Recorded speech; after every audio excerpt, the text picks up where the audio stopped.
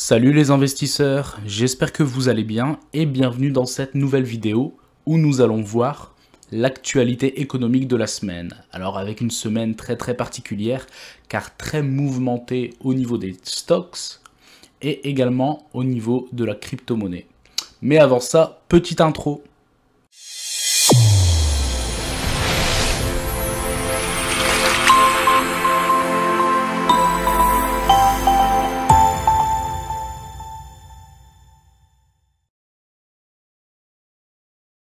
Donc c'est parti, on commence tout de suite avec le pétrole, le prix du Brent au plus haut depuis 2014. Alors, les cours du pétrole flambent de nouveau. Des perturbations au niveau des offres, des tensions géopolitiques, ainsi que la supposée faible dangerosité du variant Omicron. Tout ça, cumulé, pousse finalement les cours vers le haut. Le Brent et le WTI affichent déjà une hausse de plus de 10% depuis le 1er janvier. Les prix du pétrole s'envolent à nouveau. Ce mardi, donc en début de semaine, sur les marchés asiatiques, le baril de Brent, référence internationale, se négociait aux alentours des 87,26 $, après avoir grimpé jusqu'à 87,55 € en début de séance, un niveau qui n'avait plus été observé depuis octobre 2014. Et de son côté, le baril américain gagnait lui 1,25% à environ 84,87 $, finalement se rapprochant de son pic d'octobre dernier également à 85,40 $, qui était déjà un plus haut historique depuis 2014. On continue ici avec Pfizer.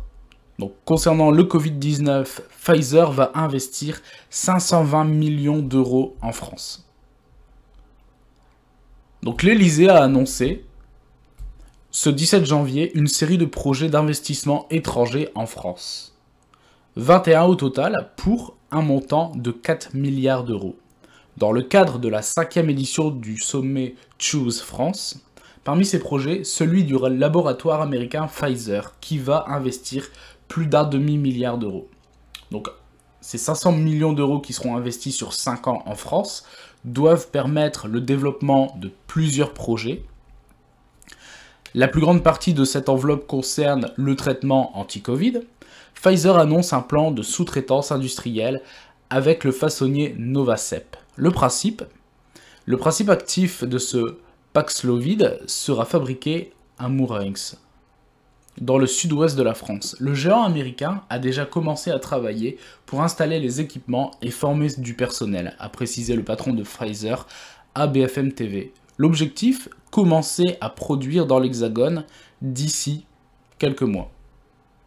Alors l'une des annonces les plus importantes de la semaine maintenant, Microsoft, l'acquisition d'Activision Blizzard serait une porte d'entrée vers le métaverse. Alors finalement, ils s'y mettent tous. Microsoft a annoncé hier l'acquisition de l'éditeur Activision Blizzard, créant une note de choc dans le secteur des jeux vidéo. Et le géant présente cela comme une porte d'entrée vers le métaverse. La nouvelle a secoué l'industrie du jeu vidéo cette semaine. Le géant Microsoft a absorbé un autre géant des jeux vidéo, l'éditeur Activision Blizzard. On doit à ce dernier des franchises conséquentes telles que Call of Duty, Warcraft ou encore Crash Bandicoot. L'acquisition a été faite à un prix faramineux, près de 70 milliards de dollars, soit 10 fois plus que le rachat de Bethesda qui avait eu lieu en 2021. La nouvelle est notable car finalement il s'agit du plus gros rachat de l'histoire des jeux vidéo et que cela place sous l'égide de Microsoft une part absolument conséquente de l'industrie. Mais elle a aussi un autre intérêt. Le géant de la tech présente en effet la manœuvre comme un moyen de continuer à se lancer et à se développer dans le métaverse. Donc en parlant de Microsoft, jetons maintenant un œil aux stocks, aux actions américaines. Donc Apple sur la journée d'aujourd'hui, moins 1,28%, en baisse sur 30 jours. Microsoft, moins 1,85% sur cette journée et en baisse également sur 30 jours. Sodiac Marco, plus 0,41% en hausse sur 30 jours. Logique, puisque nous avons parlé du prix du pétrole qui est en train de flamber. Google, moins 2,56% en baisse également sur 30 jours. Amazon, moins 5,95, quasiment moins 6% sur la journée, en baisse sur 30 jours également. Tesla, moins 5,26%, en baisse également sur 30 jours. Facebook, moins 4,23%, en baisse également sur 30 jours. Berkshire Hathaway qui se maintient sur le mois, puisqu'il reste dans le vert, mais sur cette journée, moins 1,86%. Nvidia, moins 3,21%, également dans le rouge sur 30 jours. Et finalement, on remarque que dans le top 10, la majorité des valeurs technologiques sont en train de subir un gros coup d'arrêt et sont en chute libre, concrètement. Pour combien de temps, ça, on ne sait pas. Mais tout porte à croire que ça peut continuer. Donc, toujours concernant l'actualité mondiale, les banques centrales assouplissent leur politique pour soutenir l'économie chinoise et turque. La banque centrale chinoise abaisse donc l'un de ses taux de référence pour soutenir l'économie du pays dans un contexte d'essoufflement de la reprise. Dans le même temps, la banque centrale de Turquie semble faire une pause dans sa politique de baisse de son taux d'intérêt à court terme pour calmer l'inflation du pays. En Chine, c'est la seconde fois en l'espace de 2 mois à peine que Pékin décide d'assouplir sa politique monétaire. Une mesure destinée à assouplir l'économie du pays, le taux préférentiel à 1 an qui constitue la référence des taux les plus avantageux que les banques peuvent offrir aux entreprises et aux ménages. Et celui-ci a été abaissé à 3,7%. Donc cette mesure finalement doit permettre de réduire les coûts d'emprunt sur le marché. On continue ici donc avec l'ancien Premier ministre François Baroin, nommé président de la banque Barclays France.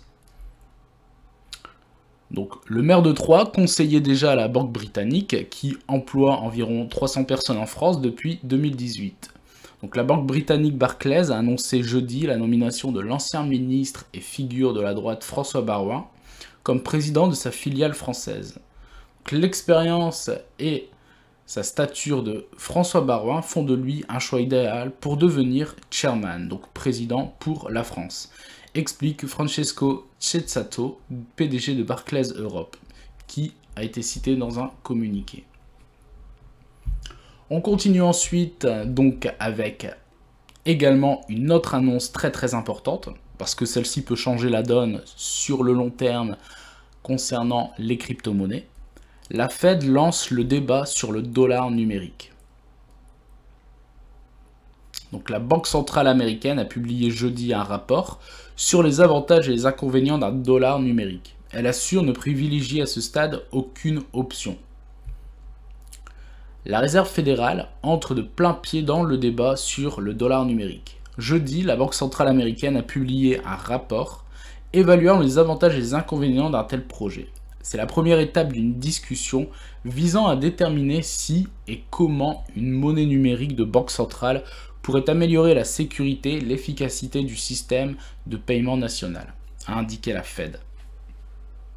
Mais personnellement, je pense que c'est quelque chose qui est déjà validé, parce que ce qu'il faut savoir, c'est que la Chine a déjà lancé son yen numérique, donc logiquement, les États-Unis, pour continuer à affirmer leur puissance avec le dollar, sont obligés de valider et de sortir le dollar numérique.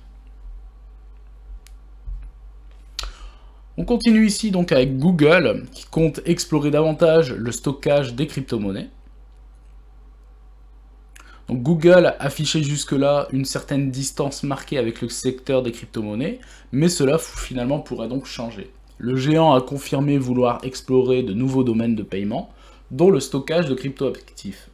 Le point sur ce que l'on sait pour l'instant. Donc alors Google a récemment engagé Arnold Goldberg, ancien cadre de PayPal, afin de prendre en charge cette division consacrée aux moyens de paiement. C'est le domaine où le rouleau compresseur Google n'a pas encore réellement mis les pieds. Le succès de Google Pay a été finalement mitigé, mais l'entreprise compte bien changer cela en s'ouvrant à de nouveaux services. Et donc, selon un rapport de Bloomberg, la stratégie de l'entreprise inclurait l'exploration des crypto-monnaies, et donc des crypto-cartes en particulier. D'après Bill Ready, le président du commerce chez Google, les cryptos sont quelque chose que nous surveillons avec une grande attention. Alors que les demandes des utilisateurs et des marchands évoluent, nous évoluerons avec elles. Donc en parlant des crypto-monnaies, et comme nous avons vu juste avant les différentes actions américaines, regardons maintenant ensemble le cours des cryptos. Et donc là, que ce soit sur 24 heures et forcément donc sur une semaine, c'est ce qu'on peut appeler une véritable purge et qui n'est pas fini sans doute. Donc le Bitcoin, sur 7 jours, on est à moins 18% et il a atteint, donc là on est aux alentours des 35 000 $. L'Ether, sur 24 heures, moins 6%, sur 7 jours, moins 26%, donc véritable purge. Le Binance Coin, moins 26% sur 7 jours. Le Cardano, moins 16%. Solana, moins 35% sur une semaine, c'est énorme. Et c'est là où on voit véritablement la volatilité sur le marché des crypto-monnaies. Le Ripple, donc XRP, à moins 22,6%. Terra, moins 20% sur la semaine. Polkadot, moins 33% sur la semaine. Dogecoin, quasiment moins 28%. Avalanche, moins 33% sur la semaine. Shiba Inu, moins 34%. Polygon, moins 34% également. Donc vous voyez finalement avec un Bitcoin qui dévisse de moins 18% sur la semaine, vous avez quasiment la plupart des crypto-monnaies qui dévissent, elles par contre, de moins 30%, moins 35%. Chainlink ici en 22e position, quasiment à moins 38% sur la semaine. Donc vous voyez, c'est quelque chose d'énorme et c'est sans doute pas fini. Donc voilà, j'espère que cette petite vidéo vous aura plu sur l'actualité économique. N'hésitez pas à liker, à partager et je vous dis à la semaine prochaine. Ciao!